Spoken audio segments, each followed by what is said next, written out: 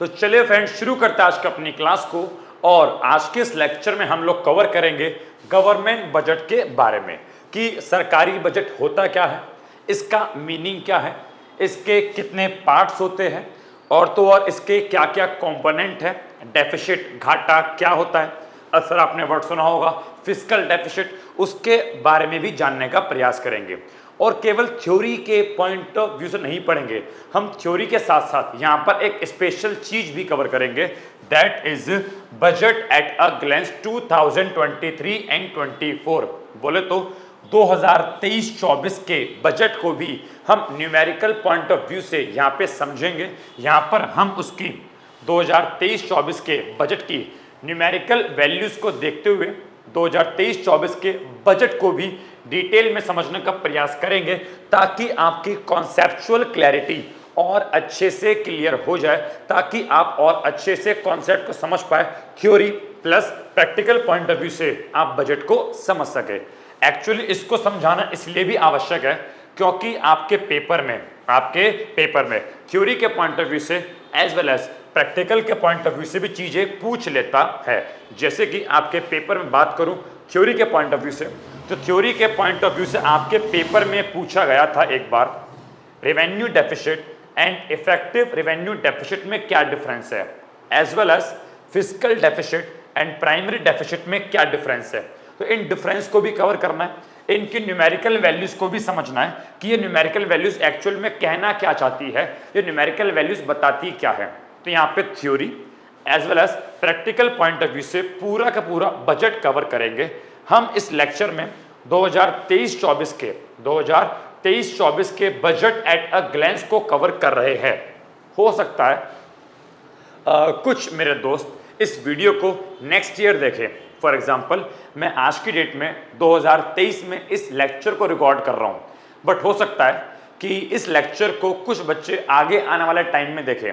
तो याद रखना, ये जो लेक्चर बना रहा हूँ वो लेक्चर बिल्कुल सेम रहेगा, कॉन्सेप्ट बिल्कुल सेम रहेगा, बस यहाँ पे मैं 2023-24 के बजट को कवर कर रहा हूँ। उसमें जो आप जिस साल में होंगे आप उस साल के बजट की पीडीएफ खोल लेना, बस न्यूमेरिकल वैल्यूज अलग होगी। फॉर एग्जाम्पल, आप मान लो 2024 में हो तो आप 2024-25 के बजट को पढ़ना, कोई 2025 में है तो वो 2025-26 के बजट को पढ़ना। तो आप जिस भी साल में हो, बाकी सारी बातें थ्योरेटिकल पॉइंट ऑफ व्यू से ये सारी बातें थ्योरी की बिल्कुल सेम रहेगी, बस फर्क किसका होगा, बस न्यूमेरिकल वैल्यूज का फर्क होगा। तो याद रखना, ये लेक्चर आगे आने वाले स्टूडेंट्स उनके लिए भी काम आएगी, ठीक है। चलिए, तो काम आएगा, सॉरी।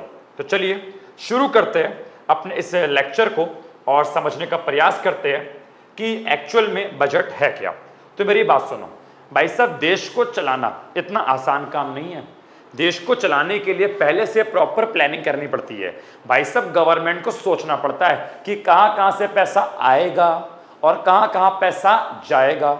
इट मीन्स कितना पैसा कमाना है और कितना पैसा उड़ाना है। उड़ाना माने कितना पैसा देश के लिए खर्च करना है, गवर्नमेंट को सोचना पड़ता है। और ये केवल एक बार नहीं, ये हर साल गवर्नमेंट को सोचना पड़ता है कि इस साल पैसा कहाँ कहाँ आएगा और इस साल पैसा कहाँ कहाँ जाएगा। अब गवर्नमेंट इन सबको कैसे सोचेगी? तो गवर्नमेंट इन सबको अपने माइंड में सोच नहीं सकती भाई, बहुत सारी चीजें हैं। तो सरकार क्या करेगी, सरकार एक पेपर लेगी और पेपर पे लिखेगी कि यहाँ से पैसा आएगा, यहाँ से आएगा, यहाँ से आएगा, यहाँ से आएगा, और यहाँ खर्च करना है, यहाँ खर्च करना है, यहाँ खर्च करना है, यहाँ खर्च करना है। सरकार पेपर लेगी और उस पेपर पे लिखेगी कि कहाँ कहाँ से पैसा आएगा और कहाँ कहाँ पैसा जाएगा। उसी पेपर को, उसी डॉक्यूमेंट को बच्चों बजट कहा जाता है। तो बजट क्या है? बजट एक डॉक्यूमेंट है, बजट एक पेपर है जो बताता है सरकार के बारे में कि सरकार कहां कहां से पैसा उठाएगी, सरकार के पास से कहां कहां से पैसा आएगा, और सरकार इस साल कहां कहां पैसा खर्च करेगी, सरकार के पास से कहां कहां पैसा जाएगा। तो उसी डॉक्यूमेंट को बजट कहते हैं। और अगर मैं थोड़ी ऑफिशियल लैंग्वेज की बात करूं तो उसको हम एनुअल फाइनेंशियल स्टेटमेंट, मेरे साथ बोलो, उस डॉक्यूमेंट को हम लोग एनुअल फाइनेंशियल स्टेटमेंट भी कहते हैं। तो एनुअल फाइनेंशियल स्टेटमेंट का मतलब है सरकार का बजट। अब बात करें सरकार की, सरकार भाई दो होती है, एक होती है सेंट्रल गवर्नमेंट, केंद्रीय सरकार, जहां पे कौन बैठे हैं, मोदी जी, और एक होती है स्टेट गवर्नमेंट, राज्य सरकार, जो कि हमारी सारी की सारी स्टेट है। बोले तो मैं दिल्ली से बिलोंग करता हूं, तो हमारे राज्य में कौन है, केजरीवाल साहब है, ठीक है। तो हर राज्य में एक अलग अलग, मतलब हर राज्य जो राज्य है, हर राज्य भी अपना एक बजट तैयार करता है, हर स्टेट भी अपना एक बजट तैयार करती है। हमारे दिल्ली के केजरीवाल साहब भी अपना बजट तैयार करते हैं, और ऐसे ही एक बजट पूरे देश का भी बनता है, एक बजट पूरे के पूरे देश का भी तैयार किया जाता है।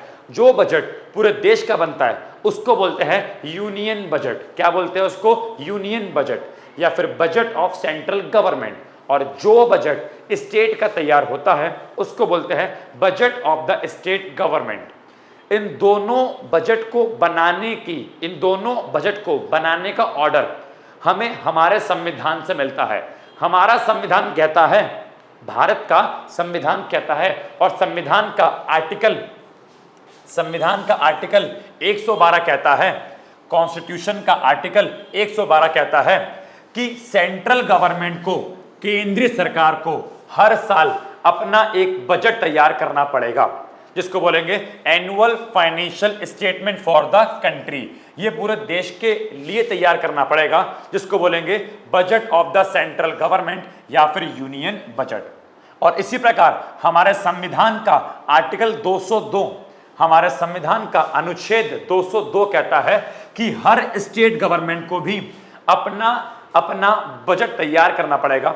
हर स्टेट गवर्नमेंट को भी एनुअल फाइनेंशियल स्टेटमेंट तैयार करना पड़ेगा स्टेट के लिए, अपने राज्य के लिए, और उसको budget of the state government कहा जाएगा।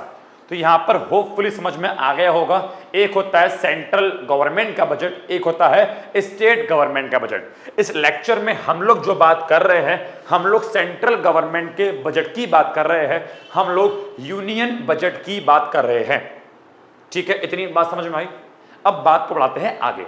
बेटा बजट के होते हैं 3 हिस्से। कितने हिस्से, 3 हिस्से। जो एनुअल फाइनेंशियल स्टेटमेंट है, मैं बात कर रहा हूं सेंट्रल बजट की, सेंट्रल गवर्नमेंट की, तो यहां पे सेंट्रल गवर्नमेंट की बातें हो रही है भाई साहब। तो जो हमारा एनुअल फाइनेंशियल स्टेटमेंट है, या फिर सिंपल सोबर शब्दों में जो हमारा बजट है, क्या है, बजट। बेटा बजट के भी 3 हिस्से होते हैं। पहला होता है कंसोलिडेटेड फंड, दूसरा कंटिंजेंसी फंड, तीसरा पब्लिक अकाउंट। अगर बेटा बात करें कंसोलिडेटेड फंड की, तो यही हमारा होता है मेन बजट। इसी के बारे में आज हम चर्चा करेंगे। यही हमारा होता है मेन बजट। जो सरकार बजट पार्लियामेंट में पेश करती है, जिस बजट की मैं आपको पीडीएफ शो कर रहा हूं, ये वाला बजट एट ए ग्लेंस, ये वाला जो मैं आपको न्यूमेरिकल वैल्यू शो कर रहा हूं, बेटा वो यही है, क्या, कंसोलिडेटेड फंड। ये होता है सेंट्रल गवर्नमेंट का मेन बजट। तो बजट में एक तो होता है कंसोलिडेटेड फंड, उसके अलावा बच्चों एक होता है कंटिंजेंसी फंड। अब जरा इसको यहीं पे जान लो और यहीं पे खत्म कर दो, इसको भी यहां पे जान लो, यहां पे खत्म कर दो, बिकॉज इनको डिटेल में आगे आपको नहीं पढ़ना, डिटेल में इसको पढ़ना है। तो जरा समझो कंटिंजेंसी फंड क्या होता है।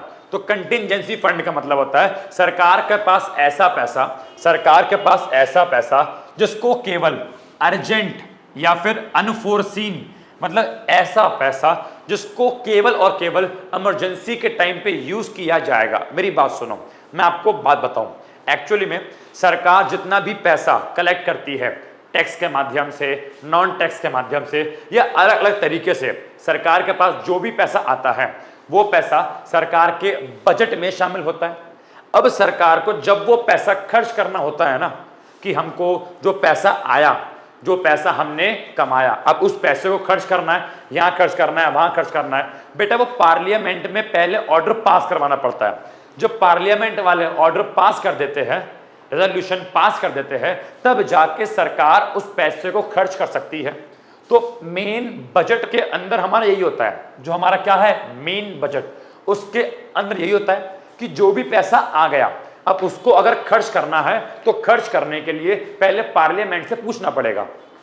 लेकिन अगर बात करें कंटिंजेंसी फंड की, तो इसमें क्या होता है, ये होते हैं बच्चों अर्जेंट वाले खर्चे, इमरजेंसी वाले खर्चे। अगर देश में कोई बड़ी प्रॉब्लम आ गई और वहां पे पैसे खर्च करने की नीड है, तो उस पैसे को यहां से नहीं निकाला जाएगा, उस पैसे को यहां से नहीं निकाला जाएगा, उस पैसे को कंटिंजेंसी फंड से निकाला जाएगा। और कंटिंजेंसी फंड से हम बिना पार्लियामेंट में पूछे, बिना पार्लियामेंट में ऑर्डर पास किए यहां से पैसा निकाल सकते हैं, बिकॉज हमें उस पैसे की अर्जेंट नीड है।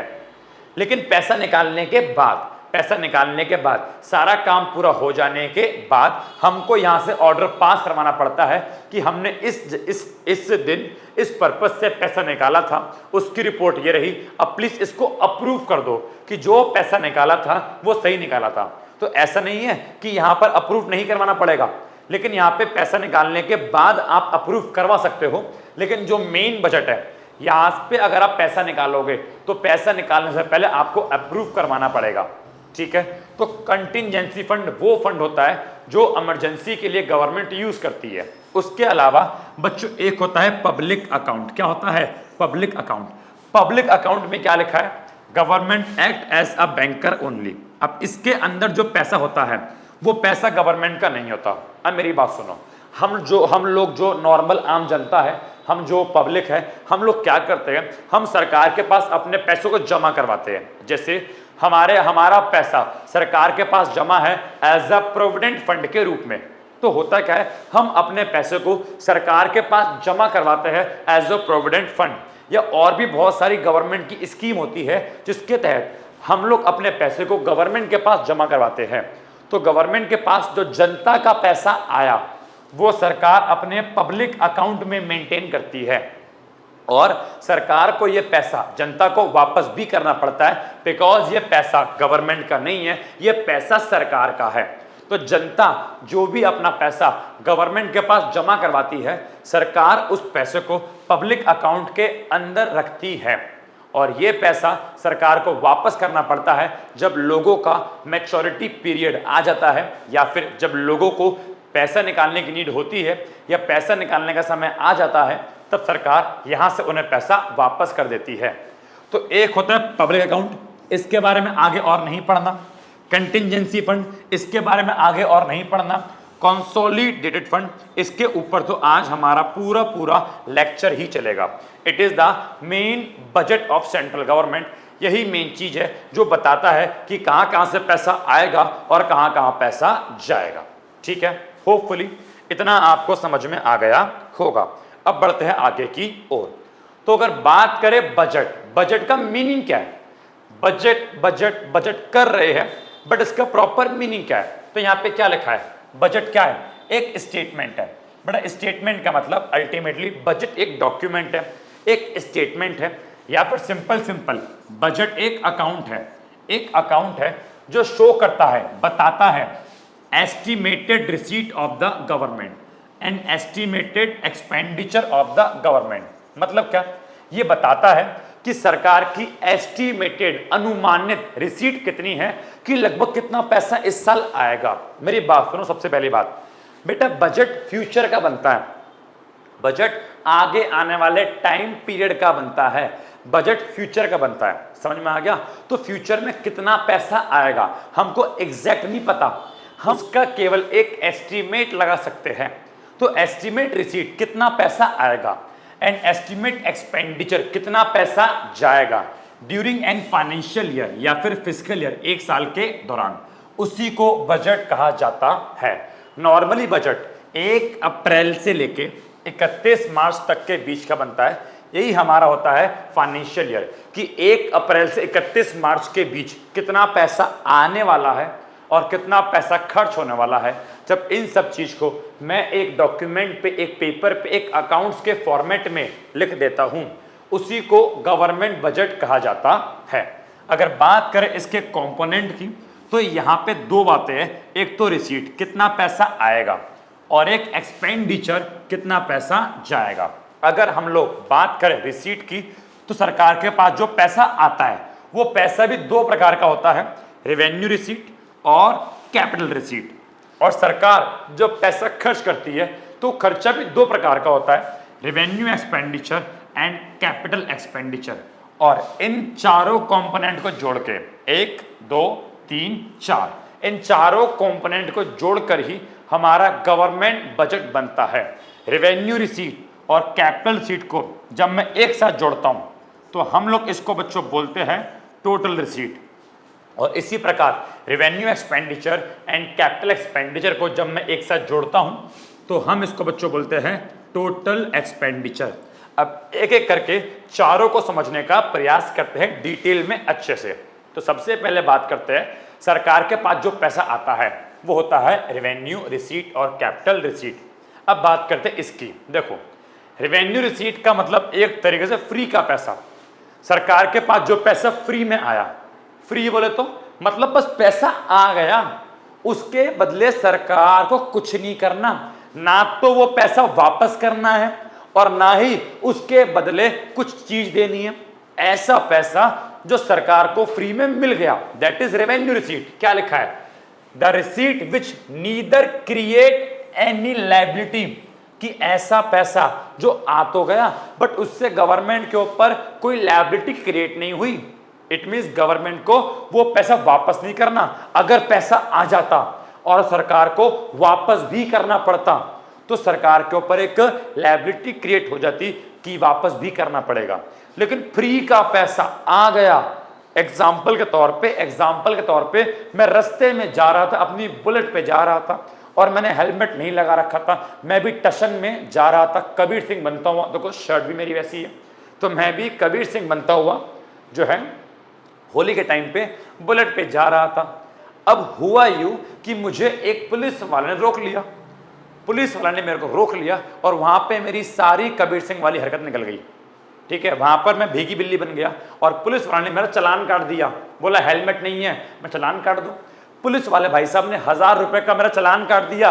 वो 1000 रुपए गवर्नमेंट के पास चले गए तो गवर्नमेंट को पैसा मिला, गवर्नमेंट के पास 1000 रुपए आए। मेरा कटा, क्या कटा? चालान। मेरा चालान कटा, सरकार को पैसा मिला, सरकार के पास 1000 रुपए आए। अब क्या सरकार को वो 1000 रुपए वापस करने हैं मुझे? नहीं, सरकार को फ्री में पैसा मिल गया। That is called what? कि कोई भी लायबिलिटी क्रिएट नहीं हुई। तो ऐसा पैसा जो सरकार को फ्री में मिला, जिससे कोई भी लायबिलिटी क्रिएट नहीं हुई, उसको बोलते हैं रेवेन्यू रिसीट। या फिर नॉ रिड्यूस एनी एसेट, और साथ ही साथ सरकार की कोई एसेट भी रिड्यूस नहीं हुई।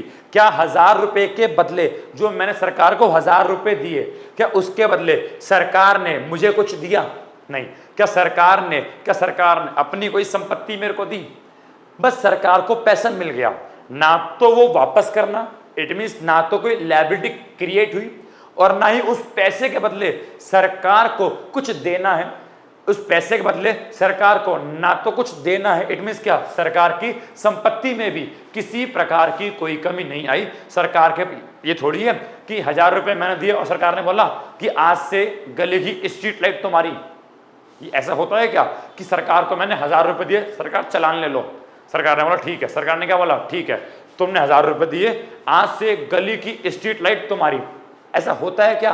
क्या 1000 रुपए के बदले सरकार ने अपनी कोई संपत्ति मेरे को दी? नहीं दी। क्या सरकार की संपत्ति में कोई कमी आई? नहीं आई। इट मीन्स सरकार को फ्री का पैसा मिल गया। उसे क्या बोलते हैं? Revenue receipt. तो अगेन बोल रहा हूं, रेवेन्यू रिसीट वो रिसीट होती है जो एक तरह से सरकार को फ्री का पैसा मिल जाता है, उसके बदले सरकार की ना तो कोई लायबिलिटी क्रिएट हुई और ना ही सरकार की किसी भी संपत्ति में कमी आई। उसे क्या बोलते हैं? Revenue receipt. आगे बोलता है revenue receipt are receipt of the government which are non redeemable. सरकार की ये रिसीट है, सरकार को पैसा चला गया और हम नॉन रिडीमेबल, इस पैसे को रिडीम मीन्स क्या? इस पैसे को सरकार से वापस नहीं ले सकते। पैसा गया तो गयो, नॉन रिडीमेबल। इसको सरकार से लिखा है ना, they can not be reclaim from the government. इसको सरकार से वापस नहीं ले सकते। इसके अलावा आगे बोलता है, अब सरकार के पास जो रेवेन्यू रिसीट आती है, मतलब जो फ्री का पैसा आता है, वो भी 2 प्रकार का होता है। सरकार की जो फ्री वाली इनकम होती है, ये फ्री वाली इनकम भी 2 प्रकार की होती है, एक टैक्स वाला पैसा और एक नॉन टैक्स वाला पैसा। फॉर एग्जाम्पल हम लोग गवर्नमेंट को जो टैक्स पे करते हैं, एक तरीके से गवर्नमेंट की वो फ्री की इनकम तो है। क्या सरकार को वो जो हमने टैक्स पे किया, जो हमने सरकार को टैक्स पे किया, क्या उसके बदले सरकार हमें कुछ देगी? कुछ नहीं देगी, ठेंगा, कुछ नहीं मिलेगा। हमने सरकार को टैक्स पे किया, उसके बदले कुछ नहीं मिलेगा। दैट इज सरकार के पास एक ज्यादा टैक्स वाला पैसा, और टैक्स वाला पैसा क्या है? गवर्नमेंट की रेवेन्यू रिसीट, सरकार को फ्री में मिला। सरकार को फ्री में मिला, ना तो सरकार पैसा वापस करेगी और ना ही उसके बदले अपनी कोई संपत्ति देगी। और कुछ पैसा ऐसा होता है नॉन टैक्स रेवेन्यू, कि टैक्स के अलावा भी कुछ पैसा ऐसा होता है जो सरकार को फ्री में मिला, जैसे कि पेनल्टी, कि हमसे कोई गलती हो गई और हमें सरकार को पेनल्टी पे करनी पड़ गई। फॉर एग्जाम्पल वही चलान वाला, कि मैंने ट्रैफिक के रूल्स को फॉलो नहीं किया और मेरा कट गया चालान, तो मैंने गवर्नमेंट को चालान पे किया। अब चालान कोई टैक्स थोड़ी है, चालान कोई टैक्स थोड़ी है, कोई टैक्स नहीं है, तो ये क्या है? सरकार के लिए फ्री का पैसा। तो चालान हो गया, ठीक है, पेनल्टी हो गई, कोई फाइन हो गया, मैंने गवर्नमेंट को फाइन पे किया, चालान पे किया, पेनल्टी पे करी, ठीक है, मैंने गवर्नमेंट को लाइसेंस फीस पे करी। क्या पे करी? Licence fees. बेटा मान लो कि मेरा शराब का ठेका है, मेरा क्या है? शराब का ठेका, कभी आना बेटा, ठीक है, एज्यूम कर लो मेरा शराब का ठेका है। अब उसमें क्या होता है? मुझे गवर्नमेंट को लाइसेंस फीस पे करनी पड़ती है, मुझे गवर्नमेंट को लाइसेंस फीस पे करनी होती है। तो मैंने गवर्नमेंट को लाइसेंस फीस दी, क्या उसके बदले मुझे कुछ मिला? क्या सरकार पैसा वापस करेगी? नहीं करेगी। क्या कोई संपत्ति देगी? नहीं देगी। ये सिंपल आप लोगों ने अपना बाइक का या कार का लाइसेंस बनवाया और मान लो आप लोगों ने गवर्नमेंट को 5,000 रुपए पे करे, क्या 5,000 के बदले आपको वो वापस मिले? नहीं मिले। क्या आपको 5,000 के बदले कोई संपत्ति मिली? नहीं मिली। वो भी एक प्रकार का सरकार का फ्री का पैसा। देखते हैं अपनी अगली receipt, that is capital receipt. अब ये क्या होता है? ऐसा पैसा जिससे या तो सरकार की लायबिलिटी क्रिएट हो जाए या फिर सरकार की किसी भी संपत्ति में कमी आ जाए, इस प्रकार के पैसे को बच्चों बोलते हैं कैपिटल रिसीट। इसका मतलब क्या है? जरा समझने का प्रयास करो। ऐसा पैसा कि सरकार को मिला लेकिन अब वो फ्री का पैसा नहीं है, हो सकता है वो पैसा सरकार को वापस करना पड़ जाए। इट मींस क्या? ऐसा पैसा जो मिला लेकिन सरकार को वापस करना है। इट मींस क्या? उस पैसे से सरकार के ऊपर एक लायबिलिटी क्रिएट हो गई कि यार वापस करना पड़ेगा। फॉर एग्जांपल गवर्नमेंट ने उधार लिया, बोरो लिया, मान लो इंडिया ने अमेरिका से उधार लिया। अब जो उधार लिया तो पैसा तो आया, भाई पैसा तो आया रे बाबा, अब पैसा आया तो रिसीट तो है, प्राप्ति तो है, लेकिन वापस भी तो करना पड़ेगा। तो एक लायबिलिटी क्रिएट हो गई, उसे क्या बोला गया? Capital receipt. या फिर मैं ऐसे भी बोल सकता हूं, ऐसा पैसा जो मिला उसके बदले मैंने कोई संपत्ति बेच दी। पैसा तो आया लेकिन मेरे पास से कोई संपत्ति चली गई। मान लो गवर्नमेंट ने अपनी कोई पुरानी कंपनी बेच दी। अब यहां पे क्या हो रहा है? कंपनी बेची तो पैसा आया, तो पैसा तो आया, रिसीट तो है, लेकिन यहां पे क्या हुई? सरकार ने अपनी कंपनी बेच दी, सरकार की असेट में, संपत्ति में कमी आ गई। तो ऐसा पैसा जिससे या तो लायबिलिटी क्रिएट हो या संपत्ति में कमी आ जाए, उसे क्या बोलते हैं? Capital receipt. और ऐसा पैसा जिससे ना तो कोई लायबिलिटी क्रिएट हो, नई संपत्ति में कमी आए, उसे क्या बोलते हैं? Revenue receipt. तो ये जस्ट इसका उल्टा है, ठीक है। आगे बोलता है capital receipt are classified into 3 groups. अब इसके भी 3 कैटेगरी है। सबसे पहला बोरोइंग। बच्चों बोरोइंग क्या है? बोरोइंग एक प्रकार की होती है कैपिटल रिसीट, बोले तो पूंजीगत प्राप्ति, इसको हिंदी में कहते हैं। अब जरा समझो बोरोइंग क्या है। अरे बोरोइंग का सिंपल मतलब है, मैंने अमेरिका से या किसी भी बाहर की कंट्री से सरकार ने उधार लिया। अब उधार लिया तो पैसा वापस भी करना पड़ेगा। इससे क्या हो गई? लायबिलिटी क्रिएट हो गई। पैसा तो आया, रिसीट तो है, लेकिन लायबिलिटी क्रिएट हो गई ना, तो कौन सी हो गई? वो कैपिटल रिसीट। तो पहला एग्जांपल क्या हो गया? बोरोइंग। दूसरा एग्जांपल रिकवरी ऑफ लोन। अब इसको जरा समझने का प्रयास करना। रिकवरी ऑफ लोन का मतलब क्या है? देखो, अगर आप सभी कॉमर्स के बैकग्राउंड से हो तो आपको समझ में जल्दी आएगा। अगर मैं किसी को लोन देता हूं, देखो अगर मैं लोन लूंगा तो एक लायबिलिटी है, ये एक क्या है, लायबिलिटी है। लेकिन अगर मान लो मैं आपको लोन दे रहा हूं, मैं प्रथम सिंह अपने स्टूडेंट्स को, मान लो मैंने आपको लोन दिया, तो मेरे लिए क्या है, मेरे लिए ये असेट है। लोन लेना एक लायबिलिटी है, लेकिन लोन देना एक असेट है। बिकॉज अब उस लोन पर मैं पैसा कमाऊंगा, मेरे को इंटरेस्ट भी मिलेगा, मेरे को ब्याज मिलेगा। तो अगर मैंने लोन दिया, अगर मैंने लोन दिया इस पर्सन को, तो मेरी असेट क्रिएट हो गई, मेरी क्या हो गई, मेरी असेट क्रिएट हो गई। और अब अगर मैं उससे बोलूं ला लोन वापस कर, और अगर मैं लोन वापस ले लूं, तो मेरी असेट जो क्रिएट की थी वो घट गई। लोन देना अगर असेट को बढ़ाता है, तो लोन वापस ले लूंगा तो मेरी असेट घट जाएगी। तो याद रखना, recovery of loan, recovery of loan का मतलब है मैंने लोन दिया था, अब मैं उस लोन की रिकवरी कर रहा हूं, मैं लोन को वापस ले रहा हूं। तो वापस ले रहा हूं तो मेरे पास पैसा आ रहा है, जो लोन दिया था वापस ले रहा, तो पैसा आ रहा, पैसा आ रहा। अब पैसा आ रहा तो रिसीट तो है, लेकिन उससे क्या हो गया, जो मेरी असेट है वो डिक्रीज हो गई। बिकॉज जब लोन दिया था तो असेट क्रिएट हो गई, अब जब लोन लूंगा तो असेट क्या हो गई, डिक्रीज। तो यहां पे मेरी असेट क्या हो गई, रिड्यूस। और ऐसा पैसा जो मेरी असेट को रिड्यूस करे उसे क्या बोलते हैं, कैपिटल रिसीट। और थर्ड में लिखा है अदर रिसीट, क्या लिखा है, other receipt, boring, recovery of loan, और क्या लिखा है, अदर रिसीट। इसमें एग्जांपल लिया मैंने डिसइन्वेस्टमेंट।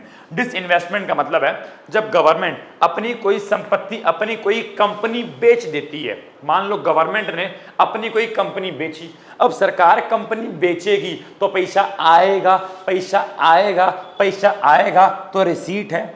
लेकिन क्योंकि कंपनी बेच दी तो इससे क्या हो गई, असेट रिड्यूस हो गई। सरकार ने अपनी संपत्ति बेच दी, कंपनी बेच दी, तो असेट क्या हो गई, रिड्यूस हो गई, असेट घट गई और पैसा आ गया। और ऐसा पैसा जो असेट को घटाकर आए उसे क्या बोलते हैं, कैपिटल रिसीट। तो डिसइन्वेस्टमेंट बच्चों क्या होती है, कैपिटल रिसीट।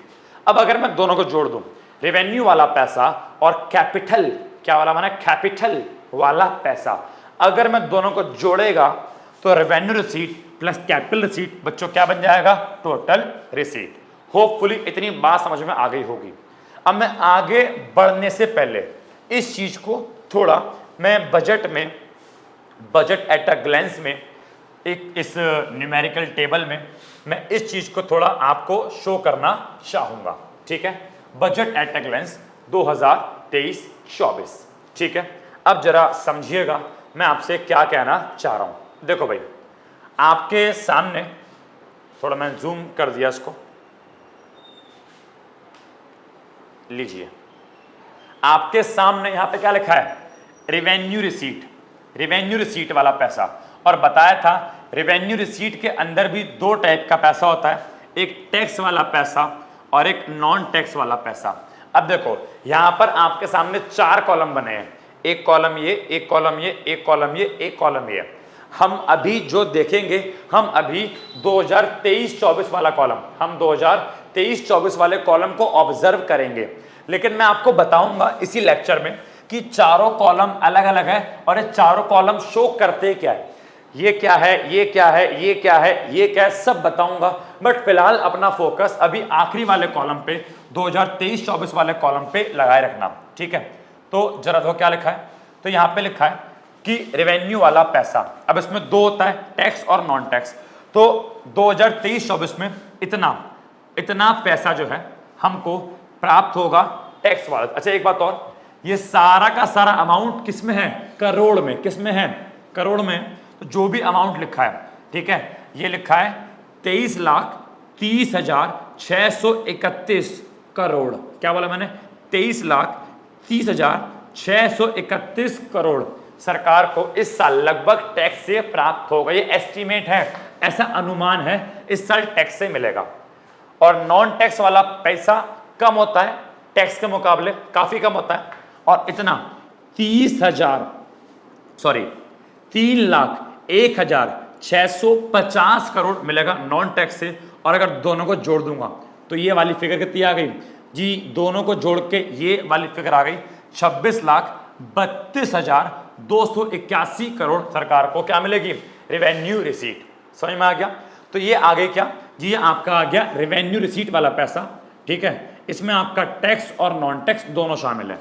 उसके बाद अगर बात करें किसकी, बात करें कैपिटल रिसीट की, तो बताए थे इसके अंदर आती है 3 कैटेगरी। पहला बोरिंग, जो यहां लिखा हुआ है, मैंने क्या पढ़ाया था पहले, बोरिंग उधार वाला पैसा, फिर रिकवरी ऑफ लोन वाला पैसा, और फिर अदर रिसीट जिसके अंदर हमने क्या पढ़ा, डिसइन्वेस्टमेंट। तो 1 2 3 ये तीनों बच्चों क्या है, कैपिटल रिसीट। अब देख लो, रिकवरी ऑफ लोन, हमने जो लोन दिया था उसको वापस करेंगे तो 23,000 करोड़ वहां से मिलेगा। 61,000 करोड़ क्या है, अदर रिसीट।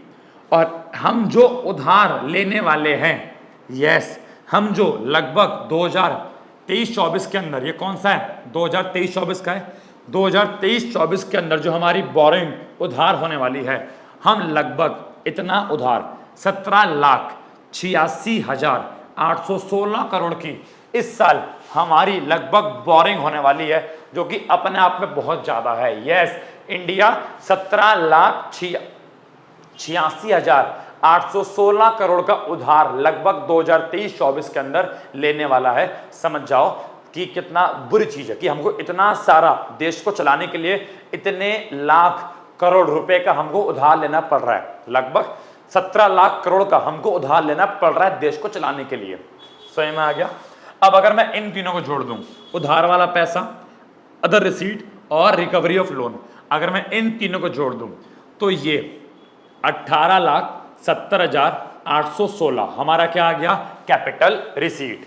तो ये था हमारा क्या, रेवेन्यू रिसीट वाला पैसा, ये क्या था, कैपिटल रिसीट वाला पैसा। और दोनों को जोड़ दूं, इस वाले को बोले तो पहले वाले पॉइंट को और इस वाले को चौथे वाला पॉइंट को, तो अगर मैं पहले और चौथे दोनों पॉइंट को जोड़ दूं, रेवेन्यू वाला पैसा, revenue receipt and capital receipt, मुझे क्या मिल जाएगा, टोटल रिसीट मेरे को मिल जाएगा। बोले तो ये 26,32,281 करोड़ और ये 18 लाख समथिंग।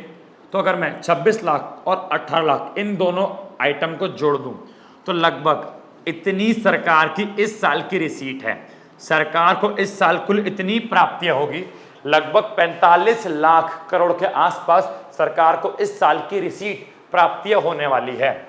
तो रिसीट वाला पूरा का पूरा कॉलम होपफुली समझ में आ गया होगा, ठीक है। अब हम बढ़ेंगे आगे की ओर और अब हम एक्सपेंडिचर वाले कॉलम को समझने का प्रयास करेंगे और फिर हम डेफिसिट की ओर, घाटे की ओर बढ़ेंगे।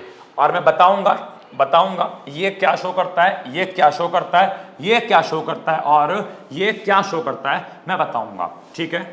फिलहाल हमको याद रखो बस 2023-24 के बजट की बात करनी है कि इस साल इतना सारा क्या है, इस साल इतना एस्टीमेट लगाया गया है कि इतना इतना पैसा आएगा और कितना कितना पैसा जाएगा, ठीक है।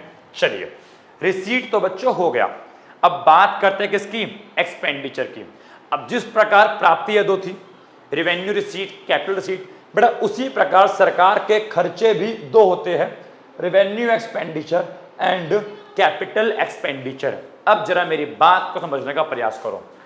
रेवेन्यू एक्सपेंडिचर सरकार का वो खर्चा है जो बस हो रहा है कि सरकार खर्च कर रही है, उसके बदले कुछ बेनिफिट नहीं हो रहा।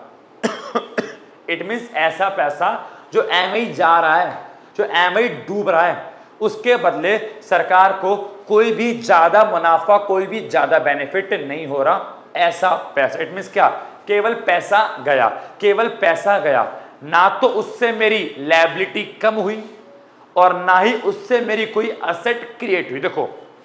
देखो जो पैसा मेरे पास से गया, मान लो मेरे पास से पैसा गया और मान लो वो पैसा सरकार ने ओल्ड एज पेंशन, क्या बोला मैंने जी, मैंने बोला ओल्ड एज पेंशन, वृद्धावस्था पेंशन, जो बुढ़े बढ़िया बुजुर्ग लोग, थोड़ी तमीज से बोलिए, जो बुजुर्ग लोग 60 साल के ऊपर हो जाते हैं तो भारत सरकार उनको पेंशन प्रदान करती है। हर महीने उनके खाते में भारत सरकार द्वारा 2,500 रुपए डाले जाते हैं, that is old age pension. तो जो बुजुर्ग व्यक्ति, बुढ़े बढ़िया लोग 60 साल के ऊपर हो जाते हैं, उनको मिलती है ओल्ड एज पेंशन। अब सरकार ओल्ड एज पेंशन दे रही है, भैया एक तरीके से ये सरकार का पैसा वही जा रहा है, सरकार का ये पैसा वही जा रहा है। क्या इससे सरकार को कोई बेनिफिट हो रहा है? कोई बेनिफिट नहीं हो रहा। बस उनके पास से बस बुढ़े बुढ़िया को पैसा मिल गया, बस खत्म। क्या इससे सरकार को कोई बेनिफिट हुआ? क्या ओल्ड एज पेंशन देने से सरकार की लायबिलिटी कम हो गई? जी नहीं, कम हुई। क्या ओल्ड एज पेंशन देने से जो लोन ले रखा था, क्या वह लोन कम हुआ? जी नहीं, कम हुआ। समझो, जो लोन ले रखा था, क्या वह लोन की पेमेंट कम हुई? जी नहीं, कम हुई। समझ में आ गया? अच्छा, क्या ओल्ड एज पेंशन देने से सरकार की कोई संपत्ति क्रिएट हुई? कुछ क्रिएट नहीं हुआ। क्या ओल्ड एज पेंशन देने से सरकार की कोई कंपनी बन गई? कोई कंपनी नहीं बनी। इट मींस वो पैसा फ्री में गया ना, तो उससे हमारे सर का कोई बोझ कम हुआ, वो ओल्ड एज पेंशन में गया। मान लो सरकार ने 1 लाख करोड़ रुपए ओल्ड एज पेंशन के नाम पर दे दिए। क्या 1 लाख करोड़ रुपए से सरकार की कोई लायबिलिटी कम हुई? क्या सरकार का कोई बोझ कम हुआ? क्या सरकार ने जो लोन की पेमेंट कर रखी थी, क्या वो कम हुई? नहीं, कम हुई। दूसरा, क्या उस 1 लाख करोड़ के ओल्ड एज पेंशन से सरकार की कोई संपत्ति बनी? नहीं बनी। क्या कोई कंपनी बनी? नहीं बनी। क्या सरकार की तरफ से कोई इंफ्रास्ट्रक्चर बना, स्कूल, अस्पताल बना? नहीं बना। इट मींस ऐसा पैसा जो केवल गया, उससे कुछ बेनिफिट नहीं हुआ। That is called what? That is called what? Revenue expenditure. तो भाई साहब क्या लिखा है? रेवेन्यू एक्सपेंडिचर वो पैसा है जिससे ना तो कोई असेट क्रिएट होगी, ना ही कोई लायबिलिटी में कमी आएगी। Neither create any asset nor reduce any liability. ना तो कोई संपत्ति क्रिएट होगी और ना ही किसी लायबिलिटी में कमी आएगी। आगे बोलता है, these expenditure are incurred for smooth functioning of the government department and for day to day expense of the government. अब ये खर्चे कौन से होते हैं? ये वो खर्चे हैं जो डेली बेस वाले खर्चे हैं। फॉर एग्जाम्पल गवर्नमेंट ने अपने एम्प्लॉय को सैलरी दी, ठीक है, गवर्नमेंट ने लॉ एंड ऑर्डर पे, कानून व्यवस्था पे खर्च किया, गवर्नमेंट ने डिफेंस पे खर्च किया, सरकार ने पुलिस वालों को सैलरी दी। अब ये जो पैसा है ये डेली बेस वाला खर्चा है, हर महीने सैलरी जा रही है, हर महीने ये हो रहा है, हर महीने वो हो रहा है। तो ये कैसे होते हैं? जो रेवेन्यू एक्सपेंडिचर होते हैं, हम उन्हें सरकार के डे टू डे वाले खर्चे बोलते हैं। और ये खर्चे इसलिए होते हैं ताकि डे टू डे में कोई प्रॉब्लम ना आए, स्मूथ फंक्शनिंग, हम डे टू डे बेस पे स्मूथ फंक्शनिंग, काफ़ी स्मूथली काम कर सके। अगर बात करें एग्जाम्पल की, तो सरकार ने सैलरी पे करी, सरकार ने पेंशन पे करी, ठीक है, सरकार ने सब्सिडी पे करी, सरकार ने इंटरेस्ट की पेमेंट करी। फॉर एग्जाम्पल गवर्नमेंट लोन लेती है, तो लोन पे गवर्नमेंट जो इंटरेस्ट पे करती है ना, वो इंटरेस्ट पेमेंट बच्चों क्या होता है? Revenue expenditure. सरकार ने ग्रांट्स टू स्टेट गवर्नमेंट, जो हमारी स्टेट गवर्नमेंट है, सरकार ने उनको पैसा दिया। फॉर एग्जाम्पल सरकार ने स्टेट गवर्नमेंट को, फॉर एग्जाम्पल मोदी सरकार ने दिल्ली गवर्नमेंट को, केजरीवाल को कुछ पैसा दे दिया कि लो अपने स्टेट में जो करना है कर लो, ठीक है। तो सरकार ने दान दे दिया किसको? स्टेट गवर्नमेंट को। तो ये जो पैसा है, ये सारे का सारा पैसा सरकार का ऐसा पैसा है जो फ्री में जा रहा है, उससे कोई बेनिफिट नहीं हो रहा, ठीक है। That is called revenue expenditure. उसके बाद बच्चों क्या आता है अगला? Capital expenditure. अब ये क्या होता है? कैपिटल एक्सपेंडिचर सरकार का वो खर्चा होता है कि सरकार खर्च तो कर रही है, लेकिन उससे बेनिफिट क्या मिलेगा? या तो उससे हमारी लायबिलिटी में कमी आ जाएगी। फॉर एग्जाम्पल सरकार ने लोन की पेमेंट कर दी, सरकार ने अमेरिका से लोन लिया था और सरकार ने उस लोन की पेमेंट कर दी। अब यहाँ पे क्या हो रहा है? यहाँ पे सरकार ने पेमेंट करी तो सरकार के पास से पैसा गया। अब क्योंकि सरकार के पास से पैसा गया तो खर्चा तो है, वो एक्सपेंडिचर तो है, लेकिन उससे एक बेनिफिट मिला ना। उससे बेनिफिट ये मिला कि सरकार की जो लायबिलिटी थी, सरकार के ऊपर जो एक बोझ था, लायबिलिटी थी, वो सरकार की लायबिलिटी कम हो गई कि हमने पेमेंट कर दी, चलो अमेरिका की टेंशन खत्म। तो ऐसा खर्चा जिससे हमारी लायबिलिटी में कमी आ जाए, या फिर ऐसा पैसा जिससे हमारी कोई असेट क्रिएट हो जाए, जिससे हमारी कोई संपत्ति क्रिएट हो जाए, उसे क्या बोलते हैं? उसको बोलते हैं कैपिटल एक्सपेंडिचर। एग्जाम्पल के तौर पे सरकार ने मेट्रो बनवा दी, अब मेट्रो बनवाई तो सरकार का पैसा खर्च हुआ, लेकिन उससे बेनिफिट मिला ना, सरकार के पास मेट्रो का क्रिएशन हो गया, सरकार की संपत्ति क्रिएट हो गई। तो ऐसा पैसा जिससे या तो संपत्ति क्रिएट हो या फिर लायबिलिटी में कमी आए, उसे क्या बोलते हैं? कैपिटल एक्सपेंडिचर कहते हैं। It is non recurring and non regular in nature. Yes, capital expenditure ये थोड़ी है कि डेली बेस पे हो रहे हैं। देखो, revenue expenditure day to day वाले खर्चे हैं, ये रेगुलर वाले खर्चे हैं, लेकिन कैपिटल एक्सपेंडिचर नॉन रिकरिंग या फिर नॉन रेगुलर खर्चे होते हैं। इट मींस वो खर्चे जो कि कभी कभार हो। अब ये थोड़ी है कि हर महीने मेट्रो बन रही है, सरकार हर मंथ लोन की पेमेंट कर रही है, नहीं, ये वो खर्चे हैं सरकार के कभी कभार होते हैं, बार बार रेगुलर बेस पे खर्चे नहीं होते। ठीक है, एग्जाम्पल के तौर पे कंस्ट्रक्शन ऑफ मेट्रो बनवा दी। रीपेमेंट ऑफ बोरिंग, सरकार ने लोन लिया था, बोरिंग उस लोन की पेमेंट कर दी। Loan and advance given to state government, सरकार ने स्टेट गवर्नमेंट को लोन दे दिया। अब जब मैं लोन दूंगा, मैंने बताया था सरकार ने स्टेट, देखो ऊपर क्या है? ग्रांट मींस क्या? सरकार ने स्टेट गवर्नमेंट को भीख दे दी, दान दे दिया, रख लो, जाओ एंजॉय करो। यहां पे क्या लिखा है? लोन एडवांस, सरकार ने लोन दिया कि रख लो लेकिन वापस भी कर देना। यहां पे वापस नहीं मांग रही, ग्रांट्स में वापस नहीं मांग रहे, रख लो जाओ, लेकिन यहां पे क्या है? नहीं नहीं नहीं नहीं नहीं, no no no no no, वापस करना पड़ेगा। समझ में आ गया? सरकार ने स्टेट गवर्नमेंट को लोन दिया। अब ये कैपिटल एक्सपेंडिचर क्यों है? बिकॉज जब हम लोन देते हैं तो असेट क्रिएट होती है। मैंने अभी कुछ मिनट पहले बताया था, लोन देने से असेट क्या होती है? क्रिएट। तो गवर्नमेंट ने लोन दिया तो उससे क्या हो गई? सरकार की असेट क्रिएट हो गई।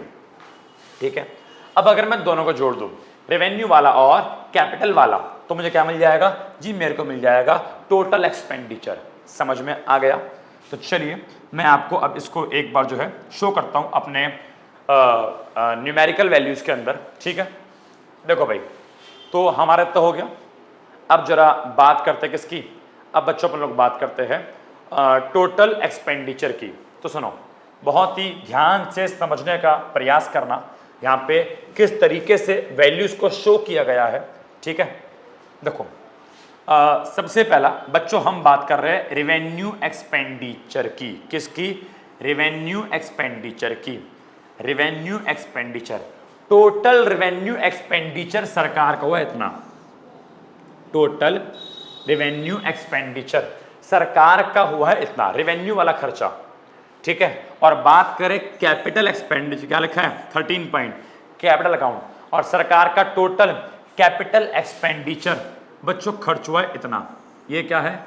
ये है सरकार का टोटल कैपिटल एक्सपेंडिचर, लगभग 10 लाख करोड़ समथिंग कुछ, और ये 35 लाख करोड़ समथिंग कुछ। अगर 10 लाख और 35 लाख दोनों को जोड़ दूं, 10 लाख और 35 लाख दोनों को जोड़ दूं, तो क्या बन गया? कुल मिल गया 45, लगभग 45 लाख करोड़ ये बन गया। और इसको मैं क्या बोलूंगा? इसको बोलूंगा टोटल एक्सपेंडिचर। तो टोटल एक्सपेंडिचर में एक तो आपका 10वां पॉइंट आ गया, दैट इज रेवेन्यू वाला खर्चा, और एक 13 पॉइंट आ गया, दैट इज कैपिटल वाला खर्चा। इतनी बात समझ में आई? अब जरा समझो, रेवेन्यू वाले खर्चे को थोड़ा और डिटेल में उसको ब्रेकअप किया गया।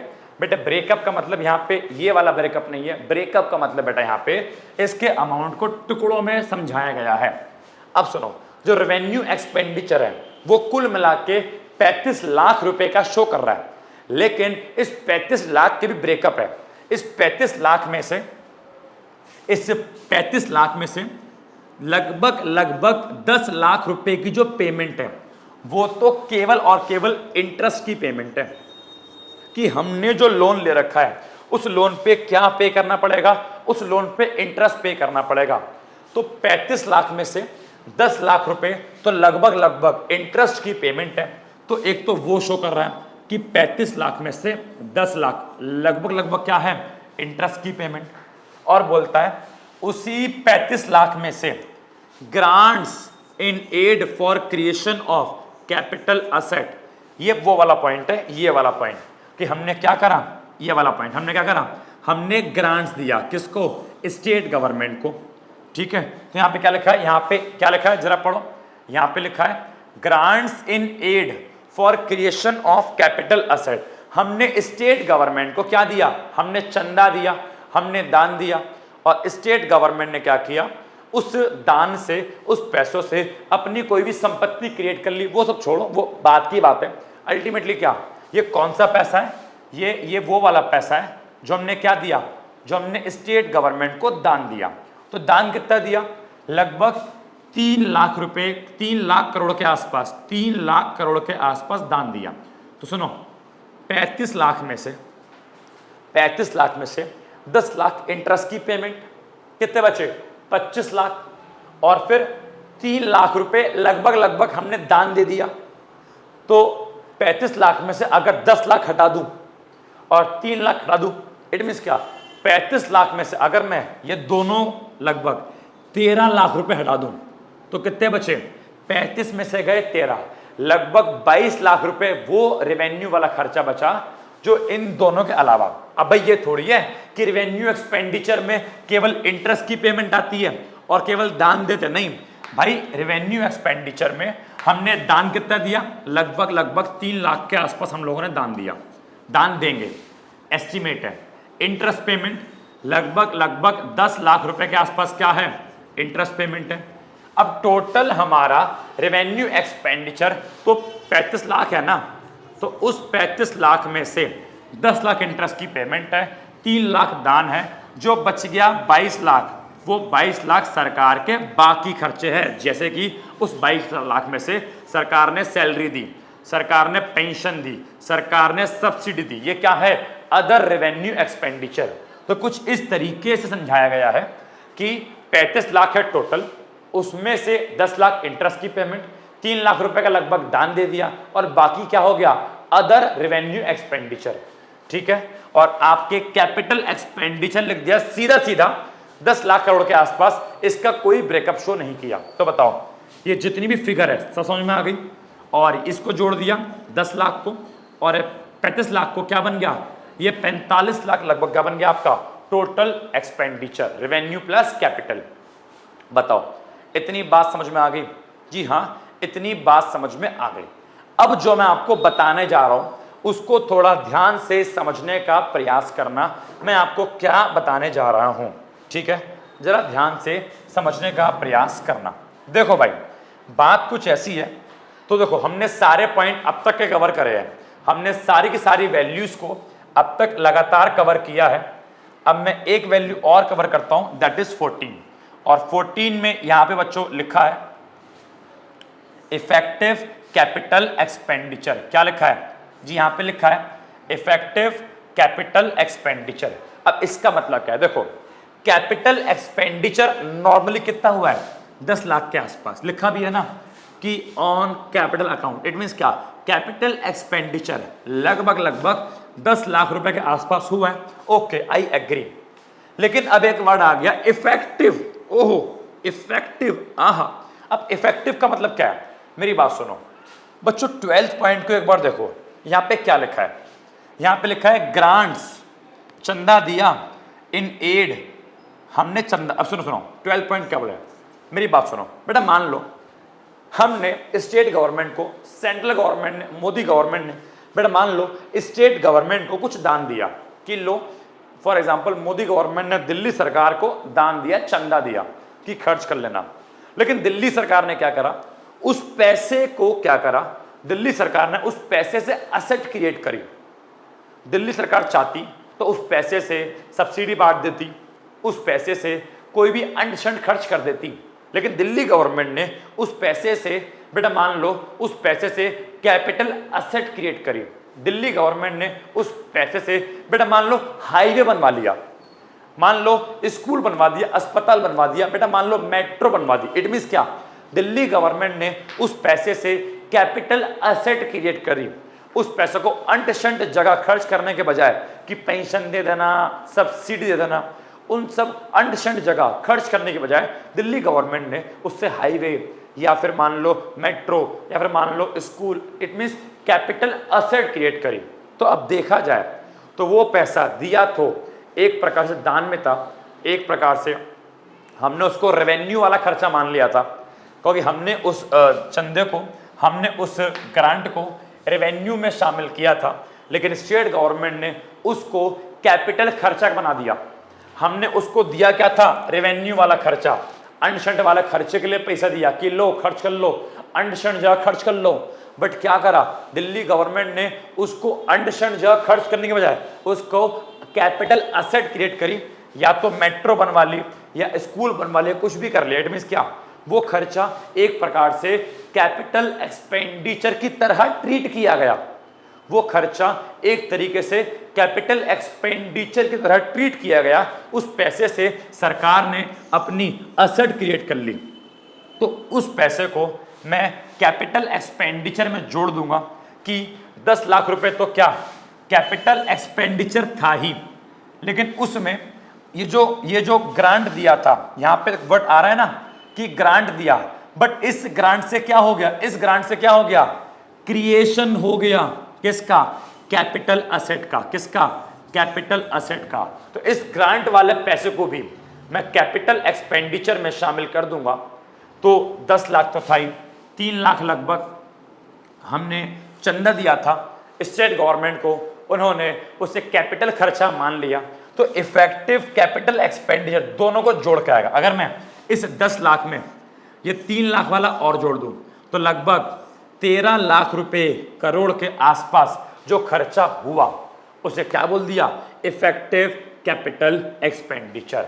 उसे क्या बोल दिया, इफेक्टिव कैपिटल एक्सपेंडिचर, जो कि यहां पर लिखा भी है मैंने कि इफेक्टिव कैपिटल एक्सपेंडिचर क्या है, it refers to the sum of capital expenditure, जो कि लगभग 10 लाख के आसपास था। अगर मैं उसमें जोड़ दूं क्या, grants in aid for creation of capital asset, ऐसा पैसा जो कैपिटल असेट में यूज कर लिया लगभग 3 लाख के आसपास, तो 13 लाख मेरा क्या बन गया, इफेक्टिव कैपिटल एक्सपेंडिचर। बताओ इतनी बात समझ में आई? होपफुली इतनी बात आपको अच्छे से समझ में आ गई होगी। ठीक है, तो आज के लेक्चर में मैं केवल इतना कवर करूंगा। आज के लेक्चर में रिसीट और एक्सपेंडिचर मैंने समझा दिए सारे क्या होता है, मैंने उनकी न्यूमेरिकल वैल्यूज भी आपको एक्सप्लेन कर दी। अगले लेक्चर में मैं बात करूंगा डेफिसिट के ऊपर, घाटों के ऊपर। इन घाटों को थोड़ा डिटेल में करवाना है। यहाँ पे परसेंटेज वैल्यू भी आ रही है, इन परसेंटेज वैल्यू का मतलब क्या है मेरे को वो भी बताना है। तो नेक्स्ट लेक्चर में ये हमारा पूरा बजट खत्म हो जाएगा, हम इसके डेफिसिट भी कवर कर लेंगे, क्योंकि डेफिसिट को थोड़ा डिटेल में पढ़ाऊंगा। पेपर में इसके ऊपर थ्योरी आती है, तो revenue, effective revenue, fiscal deficit, primate, तो इसको पूरा डिटेल में पढ़ाऊंगा। तो इसके लिए आप नेक्स्ट क्लास का वेट कीजिए। ठीक है, आज की क्लास के लिए इतना काफ़ी है, और मैं नेक्स्ट क्लास में ही आपको बताऊंगा ये चीज़ भी, नेक्स्ट क्लास में आपको बताऊंगा ये चीज़ भी कि ये क्या है, ये क्या है, ये क्या है और ये क्या है, इसको भी नेक्स्ट क्लास में ही कवर करूंगा। ठीक है, तो आज के लिए इतना काफ़ी है। Thank you so much. ठीक है, और हाँ एक बात और, अगर आपको ये जो मैं पढ़ा रहा हूँ, अगर आपको उसकी PDF चाहिए तो सिंपल गूगल पे जाना, और गूगल पे जाकर लिखना budget at a glance. Google पे जाना और क्या लिखेंगे, लिखना budget at a glance 2023-24 PDF, और जो भी आपका पहला लिंक आएगा उस लिंक पे अगर आप क्लिक कर देंगे तो आपके सामने बजट एट अ ग्लैंस की ये पूरी की पूरी PDF, ये रही, देखो ये बजट एट अ ग्लैंस की ये पूरी की पूरी PDF आपके सामने निकल जाएगी। तो आप इस PDF को गूगल से अपने आप भी डाउनलोड कर सकते हैं। ठीक है, तो चलिए आज के लिए इतना काफ़ी है। Thank you so much, bye bye, God bless you, take care. चलिए।